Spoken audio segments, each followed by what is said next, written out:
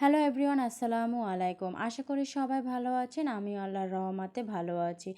যেখান থেকে আজকে আমার ভিডিওটি দেখছেন অবশ্যই সবাই কমেন্ট করে জানাবেন। আজকে আমি আপনাদের মাঝে শেয়ার করব কিভাবে একটি সুতি থ্রি পিসকে গর্জিয়াস লুক দেওয়া যায়। চলুন দেখে আসি। যাই হোক, আমি জামা সবসময় কাটার আগে আয়রন করে নিই। সবার প্রথমে আমি বলে নিচ্ছি যে আমি কোনো টেইলার্স না বা কোনো এক্সপার্ট না। আমি মূলত শুধু ইউটিউব দেখে নিজেরটাই বানাতে পারি, তাও আসলে খুব ভালো পারি না, এখনও এবড়ো থেবড়ো হয়। আসলে বলতে গেলে আমি পারি না, শুধু জাস্ট একটু সেলাই করতে পারি যান এবং নিজের জামাটুকুই শুধু বানাতে পারি।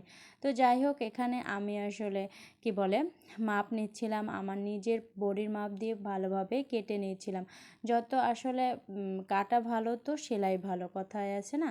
তো যাই হোক, আমি কাটা দেখেই বুঝতে পারছেন যে আমি আসলে অতটা এক্সপার্ট নই এবং অতটা কি মোটেই এক্সপার্ট নই।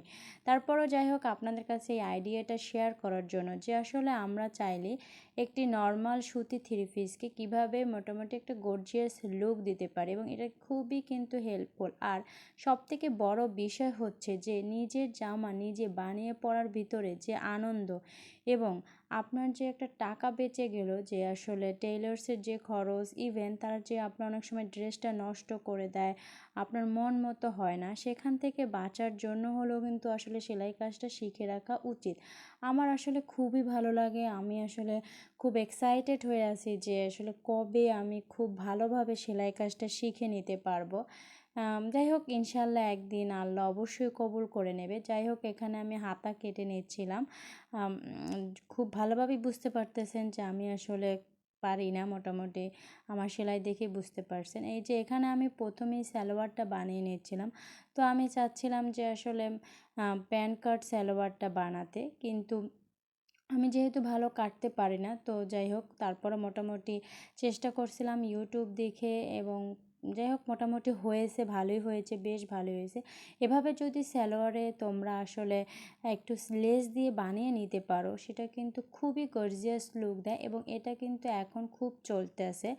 মানে বলা যায় এটা এখন ট্রেন্ডে চলছে যে একটু বিভিন্ন সুতি থ্রি পিস বা গজ কাপড়ে লেস দিয়ে পরাটা, এটা আসলে এখন ট্রেন্ডে চলছে। যাই হোক, এখানে আমি একটু লেস লাগিয়ে নিয়েছি নিচের দিকে, তো আবার দেখতেছি যে উপরে একটা লেস লাগালে কেমন দেখাবে, এই জয়েন্ট লেসটা লাগালে কেমন লাগবে সেটাই মূলত আসলে চেক করতেছিলাম। যাই হোক, দেখতেছিলাম যে আসলে ভালো লাগবে কি না। দেখলাম যে না, মোটামুটি খারাপ লাগে না। তো আমি আসলে খুব ধীরে সুস্থে মাথায় লাগিয়ে নিচ্ছিলাম।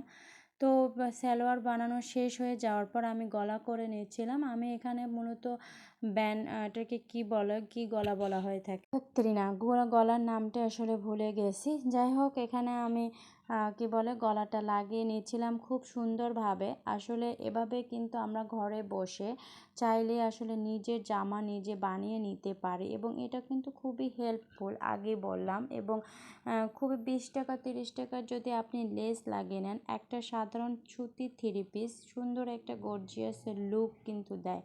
হ্যাঁ, তো এটা কিন্তু খুবই একটা হেল্পফুল আইডিয়াও বলা যায়। আর সব থেকে বড় কথা কি জানেন, যে দেখা গেছে এই ড্রেসটাই যদি আপনি বাজার থেকে কিনতে যান, সেক্ষেত্রে আপনার দাম মিনিমাম 1200 থেকে 1500 টাকা নেবে। অথচ যদি একটু বুদ্ধি খাটিয়ে আপনি বানিয়ে নিতে পারেন, সেক্ষেত্রে আপনার দামটাও খুব কিন্তু নাগালের ভিতরেই থাকে।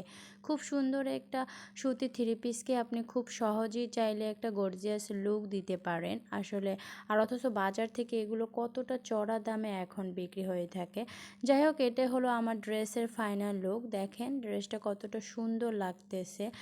যদিও আমি প্রপার আসলে পিকচার নিতে পারিনি, তারপরও যতটুকু পেরেছি দেখানোর চেষ্টা করেছি। এই ড্রেসটি আমি আসলে 950 টাকা দিয়ে কিনেছিলাম। যদি এখন দেখেন আসলে ড্রেসটা কতটা গর্জিয়াস লাগতেছে, যদি আমি আপনাদের পরে ভিডিও দিতাম সেক্ষেত্রে আপনি আরও ভালো বুঝতেন। যাই হোক, যদি আমার ভিডিওটা ভালো লেগে থাকে তাহলে অবশ্যই লাইক কমেন্ট করবেন এবং আমার চ্যানেলটিকে সাবস্ক্রাইব করবেন। যাই হোক, সবাই ভালো থাকবেন। আজকে এই পর্যন্তই। সবার সুস্থতা কামনা করে আজকে এখানে বিদায় নিচ্ছি। আল্লাহ হাফেজ।